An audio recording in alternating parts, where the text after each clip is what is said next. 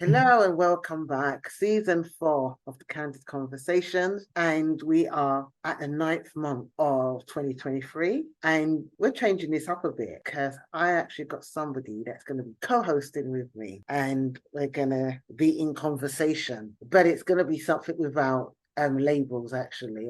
We're just going to go with the flow and see what's happening.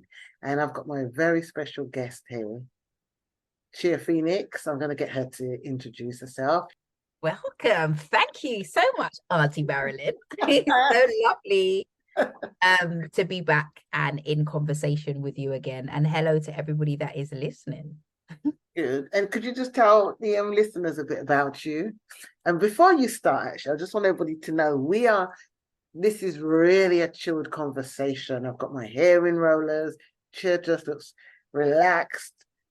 It is that conversation. We are going to change the trajectory of this whole personal development space and what it should look like and how we should be in it. So anyway, carry on. Oh, I love that. Just a nice, chilled conversation between sisters Yeah, about definitely. life. Yes. So my name is Chia Phoenix, and I go by the titles of creative activist, creative practitioner, creative facilitator. Basically what that means is I work in the creative fields, but I work in kind of creative rehabilitation, which is using the arts as a tool for reform, for expression, for self-esteem building. I work with young people and adults. And I'm an artist, in my own right, and also a spiritual mentor. Although actually for most of this year, I haven't even done much one-to-one work because once we get going, we can have a conversation how the year's gone. But yeah, creatively flowing, I think is the best way to describe who I am. Creatively flowing for, better mind, body, and spirit, I would say. Okay, we're going to start our conversation. You said that you haven't done much spiritual mentoring. Why is that? What you've been up to? So I guess, to be honest, the year started with the intention of continuing that of what I'd started in 2023. However, the end of 20, sorry, no, we're in 2023, end of 2022. Look at me, Yeah. I'm losing time. At the end of 2022, life just took a slightly different turn.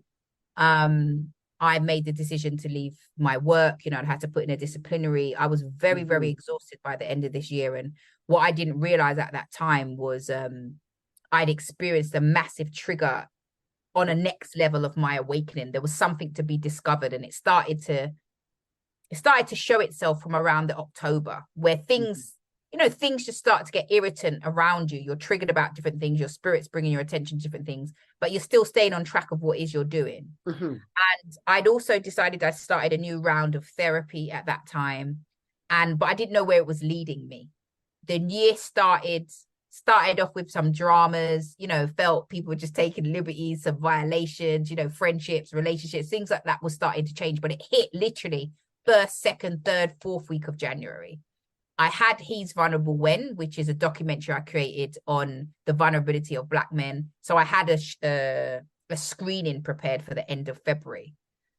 Discovered in that period of time from January to February through therapy that I'd had complex PTSD. Yeah.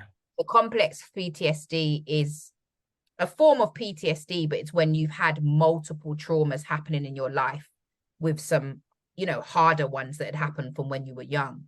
I'm not really hung up on the specifics of it all, more than just bringing it up and releasing it. And basically, it just changed my whole brain pattern. I had not realized that unconsciously I'd had this other trauma that was actually controlling the way that I think, the way that I move, the way that I interact, my connections, all of that sorts of stuff. And basically, I went through this whole process where my brain just had a different overhaul. It was like, it was one way and then it just became another way up. And I started to see everything around me differently. Yeah. And that just made me draw inwards to me. Like I could see me more. I could see more of my value. I could feel me more. And I had a better access to where I wanted to go. I could see the difference in the fog that was there and the fog clearing. And I just haven't had any time and space to allocate at that time much to anyone or to deliver too much workshops or whatnot, because I've just been nursing, rediscovering myself, looking back in the past in a different way. Two things. Myself have complex PTSD, which I'll come to another point. But I want to go back to, it makes sense when you said that you reacted from your brain being a certain way. And of course, you're not going to be able to run workshops, because if your brain, it's the same brain that created the genius as well. It's the same brain that created the workshop. But if that brain has changed, it's almost like we're learning to ride a bike again. You can't run your workshops in the same way, because that part of your brain that was in a trauma response, like a trauma response, is actually allowed, is coming out the body somatically. Mm-hmm. So you can't, it's almost like, imagine it's like you're trying to stop yourself giving birth. That's the only way I can liken it to, or like when you're getting a tooth pulled out, which I heard people say is the same, baby. Like a really painful tooth. Once it's coming out, you can't leave it there. Yeah. Because it will really hurt. So you literally have to pull it out. And I think what you said about your brain, it makes sense.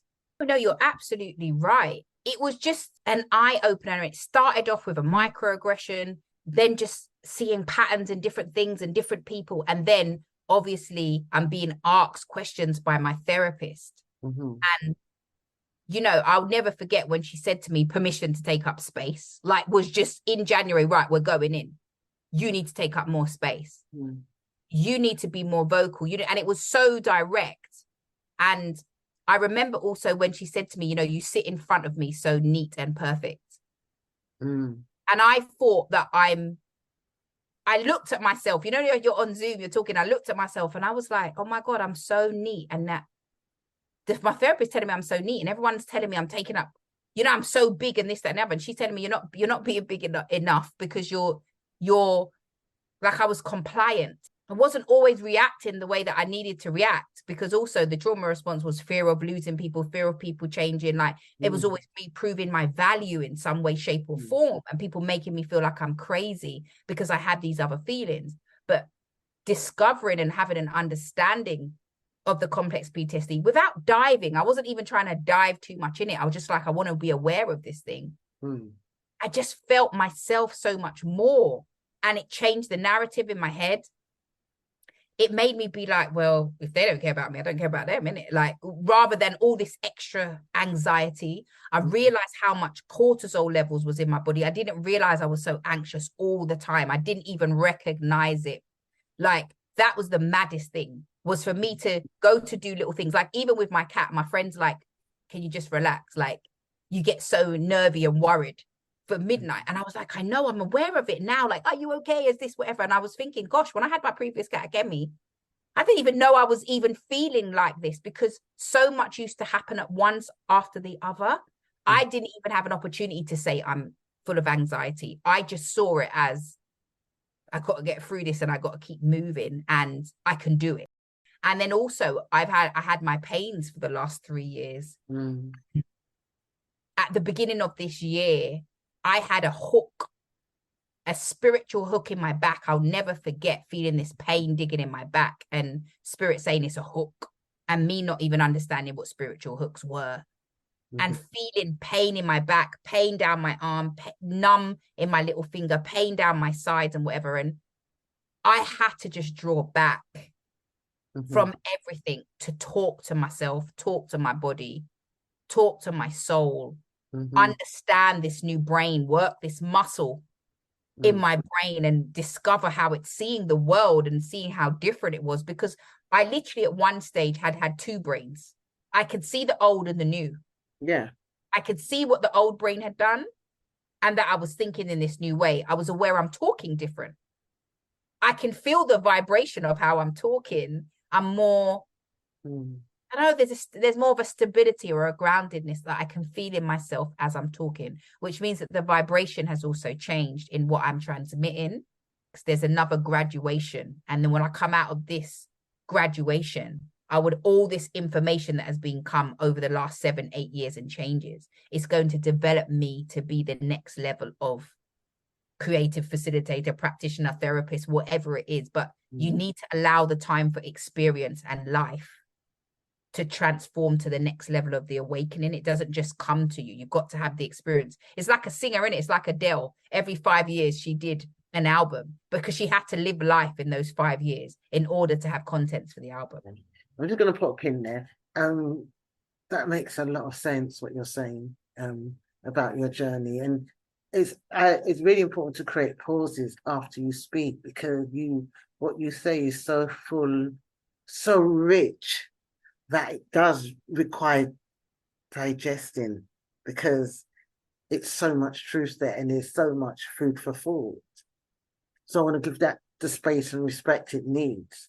And when you were, I mean, I'm typing things down because I think it's really important to refer back to in show notes. But it's funny when you said about that split, because when we're suffering from any trauma, the brain will protect itself, so it will split sometimes. And it's, it feels to me as you're talking, I'm just seeing a lot of people saying similar things. And I know there's things with the planets, but it reminds me of, you said about cortisol levels. And again, at the beginning of my year, my last coaching client was in December. I just finished 2 clients, and they did really well. And I had a health challenge that come up first week in January, or last week in December. I got a letter and from a doctor, and it wasn't something that I couldn't change, but it was pretty scary. And I mean, it wasn't no life-threatening, but it could potentially be, it wasn't life-threatening, but what I thought at the time is, I don't have the time to make myself well. And one of my clients is a doctor, so I just don't have time. I'm just gonna, I don't have the energy. I can't work on myself. But this is when the body was saying no, and the universe was saying, you have to sit your ass down. And I had no clients. And the weird thing is that I got the commission for the documentary, the audio documentary, what I'd applied for, just really off the cuff. Someone sent me a message and I applied for this funding, and I got this funding, and it was going back, and just telling a loud story. But what I think the universe done is, like, you're gonna really be slow. We're gonna give you this money, and you're gonna just be slow, but it's not gonna be at the pace. And I had to deconstruct. That's the word. I had to deconstruct and decolonize myself, and realizing, because if I'd been doing a trauma training, but actually realizing that I needed to stop. And my body, what it turned out was that my body and liver my adrenals were shot. And you said the cortisol. And the reason why your adrenals get fired up, yes, the pill is one of the major things. When you all got gynecological problems, the pill is one of the biggest major problems that we have. But I'll have to really catch my thoughts. It takes a long time. But I was diagnosed with ADHD, another trauma, because Gabor Maite talks about that. So that's what I did. The unpacking came at a different level because I had to slow down. I didn't have a launch, get clients. I just had the art, and use there as well. And the cortisol, and I couldn't have alcohol, couldn't have sugar, because my adrenals are fired. I saw a homeopath, I saw a naturopath, and I didn't have a drink. Christmas is the last time I had a drink. Such a difference. I gave up sugar. Such a difference. I lost so much weight, but but what it taught me is to really go with it and be slow. I remember I said, I feel alone. I feel isolated, but I realized I needed to go through this big pressure. But going back to the cortisol, what I realized is that I'm a survivor in terms of there was domestic violence in the house that I grew up in. And we normalized it as a family. I think we normalized it because that's the only way to cope with it. And when I got to the bottom of it, was that realizing that, and obviously I did the ayahuasca trip, so it showed everything. I did ayahuasca in between that, and it showed so much what's going on and back down the family line. But coming to terms with the fact that the household I grew up with, as much as my parents stayed together, it was great. For them, it was very unsafe for me and my nervous system. And so what had happened is, like what you're saying, and like so many other people, we manage, and it's very common A-type personality. We manage and we keep going and going and going and going, and then something triggers you at work, like what it did with you. Or either my body says no, so I have a health, because I haven't got no work. I've removed myself from the work. I'm the boss. So if I was at a workplace, that would have been the trigger for me. You understand? But because I didn't have the boss, I was my own jailer. This is what happened. But it's the same thing. It's because of the stress response, the cortisol levels, that this is where the repairing. And I have literally turned around everything that's happened. I've turned it around, but I didn't believe it. But I had to accept that I came from a really traumatic childhood. I had to admit that. With each new layer that strips down, with each new day of understanding, I just realized just how delicate and sensitive I was before all of this stuff. Because once I'm getting down, I'm like, I am underneath, regardless of how anybody wants to see me, be whatever it is. I am so sensitive inside. And this made me also think about value. So this year came up and I was like, people don't value me. Like, I'm at work, I'm doing all this work. This person doesn't value, these people, not the workplace. It wasn't my boss. It was just my team. I was like, they don't value me. And I had the flooding come back because I was like, it was like the triggering was, it doesn't make a difference how much of a good friend. It didn't make a difference how much people I've supported or healed or anything like that. I'm here going through this, that, and the other.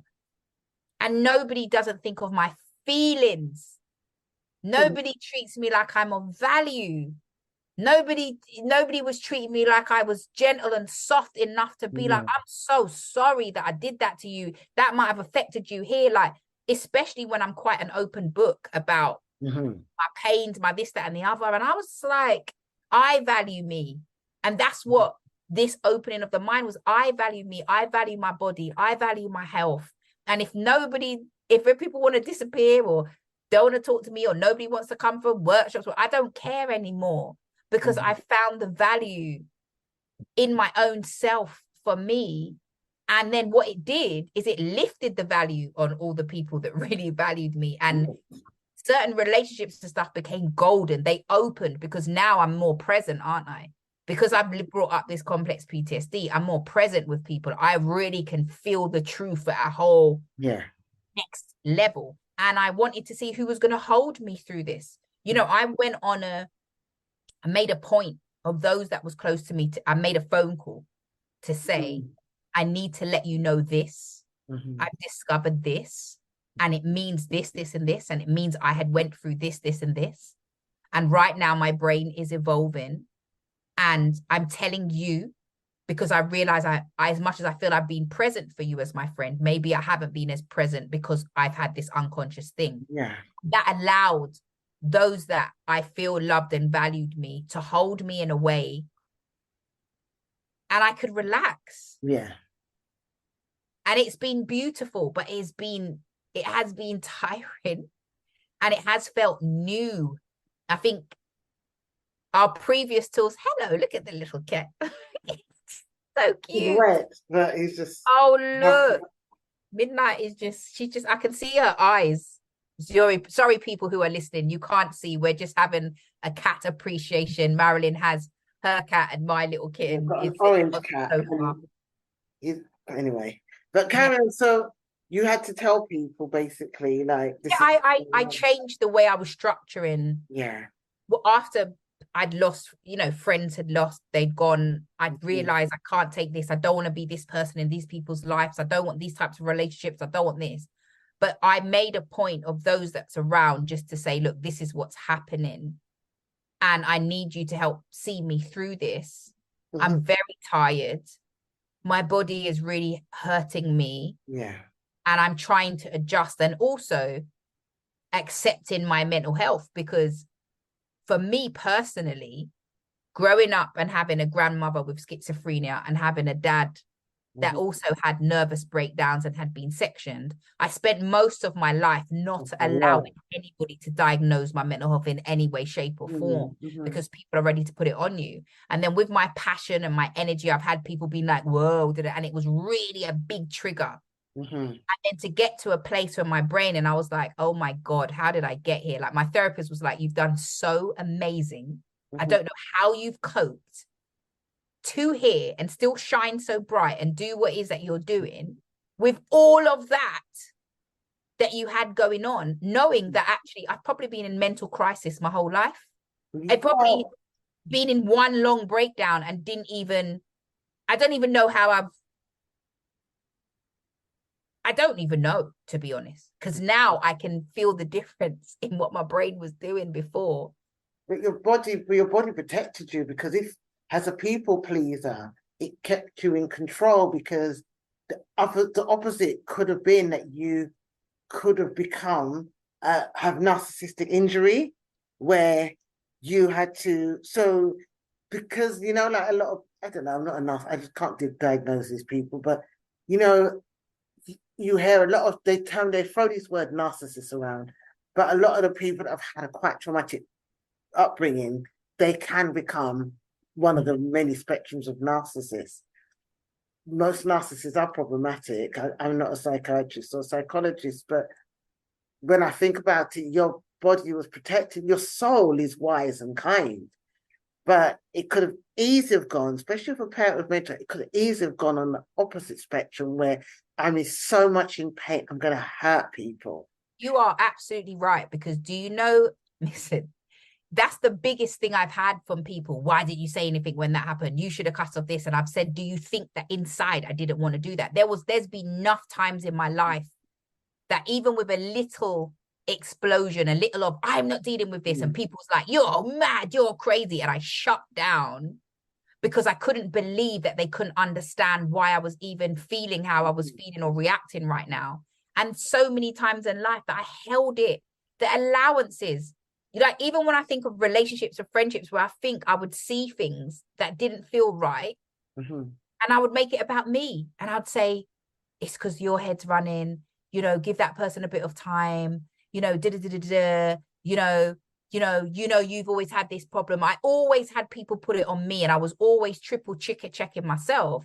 When if I had stepped out of line even a little bit close to what is they done, people were just close. They don't want to talk to me again ever again. And I'm thinking, but you've been like this consistently, or you've had this patterns of behavior, and I made allowances because you're my friend or you're my lover or you're my family. But I made allowances, but you never saw that I'm hurt because I was turned because of how I appeared. Well, it's So about the fawning, the people pleasing aspect of trauma that you oh, probably stayed in or you probably ran, flight. And I think I feel, unfortunately, even with the plant medicine culture, I think that the, like, tools and support, like ayahuasca, psilocybin, and all those other tools, any plant medicine tools, they're tools that we must work with. And the shadow work still has to go on. But what people tend to do, they tend to use those tools and then say, I'm healed, I'm this. You haven't even, you're just at the threshold. You haven't even started. I think my journey has started now, after 6 to 9 months of deep exploration. I've had a metamorphosis, but I haven't even entered the threshold, the sacred temple. I think I've had the transformation in the forest. And Mm. the sacred plant medicine has led me and showed me my purpose even more so. But I think I'm at the threshold of the temple, and I think there's some more shadow work to go. There's some, and again, buzzwords, but there's some more depth work, archetypes, working with my paintings and finding out what is the story beyond me. I think Yeah. spirit slows you down to go back to how it was in the beginning of this discovery. Not because, I think because there's so much information out there, people are like, I got this, I got that, whatever. But spirit is supposed to lead the way for the unfolding. And not everything spirit needs you to dig up in that. Spirit, just something spirit was there. I just wanted to show you this. Yeah. So this is it, so you can deal with that. This thing I need you to see. But you Yeah. don't always have to see everything, because some things would have held you back. If I had known what I know now about things that have happened to myself 6 or 7 years ago or before that, I would have had a breakdown. It would have Yeah. been overload for me. I would Yeah. never have And been you able. don't want to see that. You don't, and the thing is that the part of the strengthening of character and the soul, or whatever you call it, is from the experience. Is because at the beginning, when you're telling somebody, no, I don't want to do that, or actually, I don't approve of that, or actually, um, it doesn't feel right. At the beginning, that's so fucking awkward. That is really, really, really difficult. But when you do it the second and third time, you feel free. It's like me saying to you, oh, I feel really isolated. I feel like I'm in betwixt and between. Third, second, third. I've come to the place now, which was the metamorphosis. I understand. And I wouldn't change that part of feeling self-isolated and lonely, but it was an existential existential loneliness. I would go through that again because now I understand. But if I saw that and someone said, oh, you're going to be lonely and blah, blah, blah, you're going to feel this way, it's not going to work. But I think that the tools are there they're guides for us. They're guides to show us, but they was never meant to be the be all and end all. They was there to teach us, and then we were meant to go away and do the work. But what's happening, I think, now with people is that people think that they had control because they could go online and talk about it. Yeah. The problem is that what we've seen after 2, 3, 4 years, especially after lockdown, is that people have gone online and they're still in the same problems, haven't progressed. I think the people, yes, we're going to show this podcast is going to be a podcast, but I think the people that are really getting it are no longer of they're no longer being that visible on social media. So when I'm saying is they're no longer going on a live and talking about X, Y, and Z. What's happening? They're doing it away from social media. So there's a big movement of people that are doing the work, but you're not knowing about it on social media. It's in their communities. Or people are writing. I'm on Substack. A lot of people are writing. We're going back to blogging. We're taking the lens away from ourselves, and we're doing the work because it's become too much of a much. But I want to ask you some questions. I'm going to do a set of questions. Okay. So the first one is, with what's been happening with you, how are you defining friendship? What does friendship mean to you, or community? I don't even know what the right way to describe. I just know that I'm 43 years old. I have certain morals, I have certain values, I have certain standards, I have certain values. I am at an age where we're just older and maturer. There's a level of maturity to stepping into why people are talking to you or not talking to you in the first place. Yes. Like, I don't have time for child's play. I don't have time for silly little things that feels like being a silly little girl. Do you know what I mean? And that's in the same in relationships, whatever. If I can't have a conversation with you, if I can't be annoyed, if I can't just tell you direct A, B, C, D, sometimes things is uncomfortable with friends. Sometimes we're at a grown age where when you really care about your people, it means sometimes there's uncomfortableness and we still celebrate and have high levels of vibration. And I want to feel loved. I want to feel included in the community in all ways. I'm not just, yes, I'm Chia, activist, spiritual, mental. I'm not here just to serve. I'm here to have experiences and be included. I'm here to be loved. I'm here to be hugged. I'm here to be touched. It's not just about what I can give out. And I want to have people that I hear be like, girl, I missed you. Where you been? Like, if I was to go away for 3 months, people have been like, where have you been? Listen, girl, are we going to go out? What are we doing? Like, I want to hear that. I don't want to, I live, especially with those of us that live alone, I want consideration for the fact that I live alone. I want consideration for the fact that I am a childless woman. Like, I've spent my whole life considering everybody else's children and this, that, and the other, and they want this. I need consideration back. I'm a human being just like everybody else, and I've made different decisions. But I still want those decisions to be considered, not petted against, not told that because I don't have this or this, whatever, life is easier. Like, no, it's not. No, it's not. In fact, as a single person, I'm covering every single damn thing myself without any little help. If I wake up in the morning and my shoulder can't move, I got to find a way to get out of that bed. Yeah, exactly. Yeah, every last bill. There is nobody to ask me, can I make you a cup of tea? Yeah. So I just want the consideration back. So and my friends, they do. Like, I've got the people there that's like, I'm checking in. You all right? You good? Whatever it is. The same way I'm like, I know you're busy with the family this weekend, blah, blah, blah. It's just an even exchange of love is what defines friendship to me. In community, in unity, in love relationships, like, just meet me here. I can't do all of this. Whatever's going on out there, lying, this, that, and the other. I just being this person here, this person on socials, this person buys. I don't have the energy to be a million different people. I just want to meet people here. I want to feel people when you tell me I'm this, I'm struggling with this, but I love this and I'm working towards this and I'm growing through this. I want realness. Yeah. And rawness. So, yeah. That's 5 millions of words. No, yeah, but it's not. It's not, because I think you're right. I think that it's I suppose when we find out who we are, it's good to kind of know what you want in friendship, because I think that especially when you've had a PTSD or complex PTSD, you've been a people pleaser. Our friendships are not that they've been either really, in terms of myself, they've either been really boundaried or not boundaries at all, where I'm overgiving and I'm becoming too much. And also I'm dysregulated because I've got ADHD, so we don't have that filter. And it's not until this day I realized all the things I did in friendships is also my ADHD's played a big part. So for me, what I've realized, because a lot of my old friendships, I don't really see them. And I think I needed to have space away from them, because again, it's this big change, going through this metamorphosis.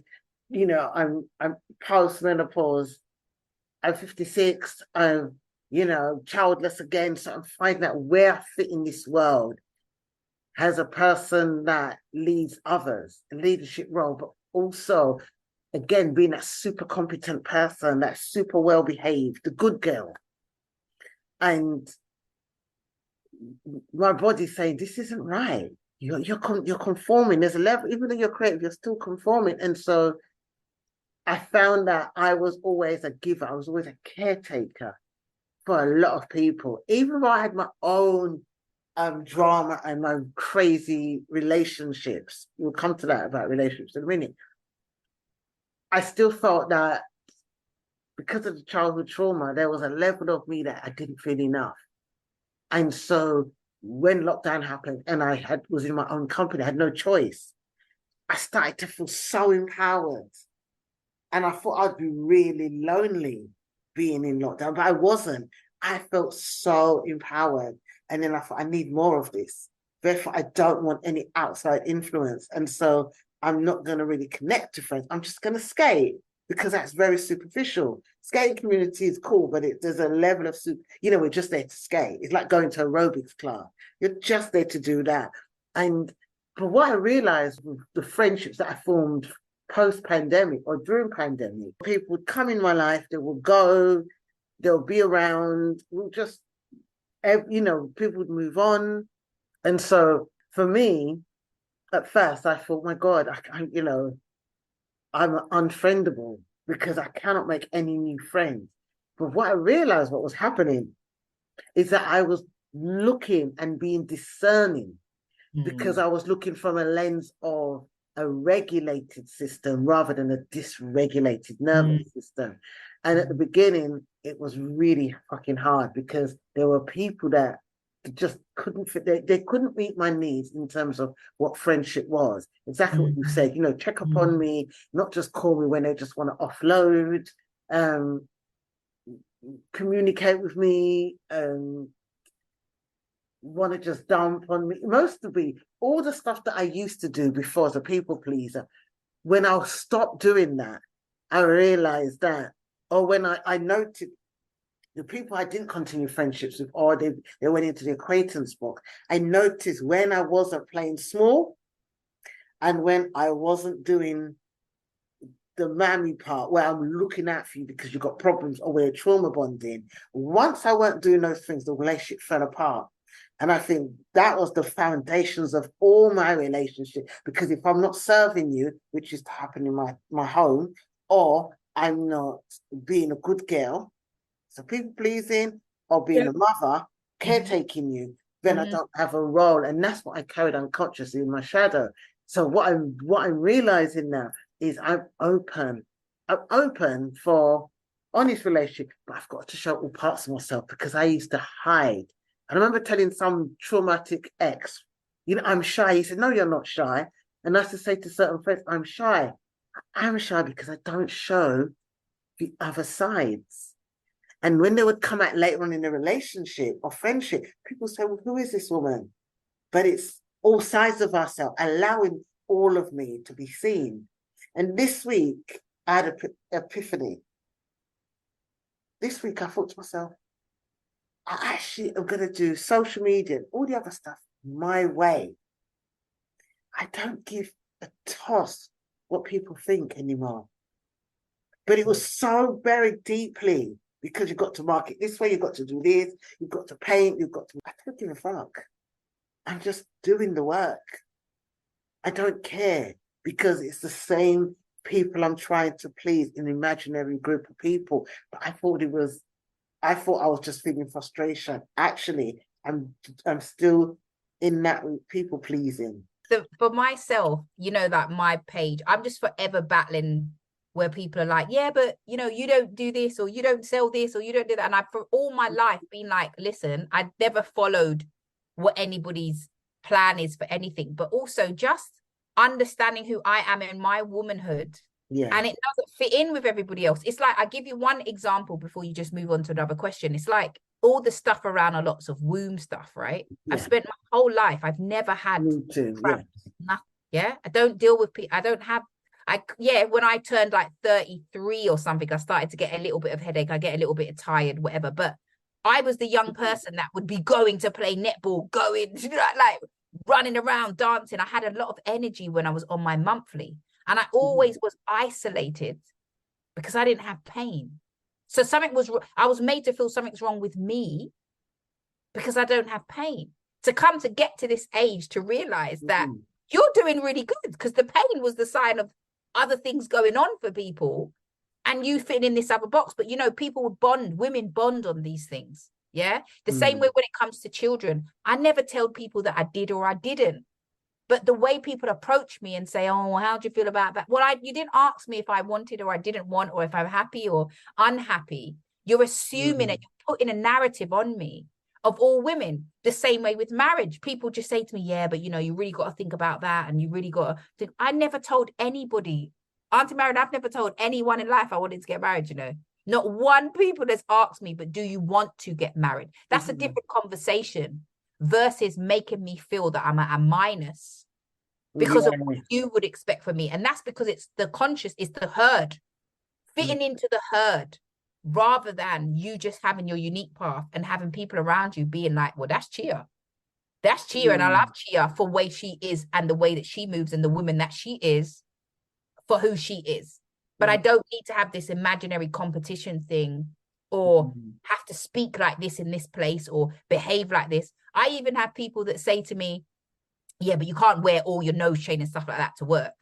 Yes, I do. Yeah. Nobody questions me in those spaces. Yeah. I go into prisons with it all. No one's got an issue. So why are you making me feel it's because they can't be them authentic selves No. And in all spaces? And people that I've realized this year that people approach and talk to you based on what their limitations are, and they think everyone else is doing exactly the same way that they are. So if they are lying or they're manipulating or they're not being their authentic self, they think everybody's doing it. But they don't realize that we're not. Some of us, it did just happen that way. We didn't do anything to make it happen. I didn't do anything extra for people to follow me or anything. I just kept my page as it is, as me. And that little network of people that like to follow me and tune in is for them. I didn't start dancing on the gram to get more reels. If you know me, you know I've been dancing from 6 and that I've had a whole career in But dance. you were dancing anyway from but they don't realize lockdown. because you've got all these other people that have tried all these new things to be relevant and to be validated, and then people just put you in. And what happens is people stop respecting people's journey of how they got there now. You're not digging into that. It's deeper, like what you said, it's deeper. There's more depth. And for me, I like to hear your thread and your pattern, because then as I speak to you now, I'm like, oh, I understand who you are. It's like me suddenly just saying, oh, remember when I just messaged you? I said, no, you're Auntie Marilyn. Yeah. You're not Marilyn, you're Auntie Marilyn. Because I was just like, listen. Yeah, that was so You're lovely. older, you're wiser. Yeah. You're also my friend. But out of respect and how we grow up, I'm like, no, this is Auntie Marilyn. She's held and looks out for me as Auntie. This isn't just Marilyn. I feel rude now just saying Marilyn. This is Auntie Marilyn. Like, what are you talking about? Because it's kinship and it's me showing you I love you. Exactly. And that's how I feel. The same way you might have a friend and be like, no, this is my sis, or another friend just like, this is my cousin. It may not be blood, but you know when people, you're just like, it's my cousin. Yeah. If you're like, they're as tight as. Exactly. What's your non-negotiables in friendship now from these limbs? And thank you. I love the fact that you call me Auntie Marilyn. Just so endearing. You warm my heart. Non-negotiables. I don't even, you know what? I haven't even thought about that properly. I think it's more safe. I realize really important in trauma work. Feeling safe. Yeah. This year, I realize safe to speak, so that even if I'm losing it, I need to know that the person in front of me is like, whoa, what's going on with Chi? Why is she losing it? I need I need people to be safe in front of, to go left, right, up, down, and they're still like, I still got you, because they realize this is out of character, or this is in character, or they want to investigate what's going on or something. Not just like, why are you going on like that? Or I'm not dealing with anyone that's gaslighting. You're not going to throw. That's really important. You're not going to throw nothing at me. Yeah. The safety in my body. Yeah. Because I'm very aware, and that's even with, I know you're going to move on to relationships, but even in relationships or men around me, I need to know that I'm safe in what I'm saying. I'm safe in what I'm feeling. I'm safe in what I experience. I'm experiencing now, and that they're all working in conjunction with each other. That's why I said that I had to make the phone call to say to my friends, this has come up for me. This is a bit scary. And I'm letting you know, because I never used to be able to do this before. I realized maybe I wasn't as close as I thought with people. So I'm offering you a piece of my vulnerability to see, can I be safe with you with this? To see where that met. And I was met with, I got you, man. Yeah. And people's roles just change. Everybody's checking in. Are you good? Are you this? Are you that? Whatever. They're like, go for this. And my inner child is getting poured into by my male friends and my female friends. And they're just making sure, are you good? Yeah. We know you got it, but. That's so lovely. I'm very thankful for the year. I'm very thankful for how my life has transformed. I'm very thankful for the healing that's occurred with my mum. I'm very thankful. I'm so present in that. And I'm thankful for all the other people that I've had and stuff in my life. But I know that I haven't heard much from people to say, you know what? I love you. You're my bridge and you're never coming out of my life. I never used to hear that a lot from people. I haven't had a man come in my life and be like, you're dope. Amen. You are this special woman that I haven't heard these things, and people don't know that many of us haven't had these things. Yeah. And You when they do, I mean, I think that's so important what you've just said. I think it's so important to hear that.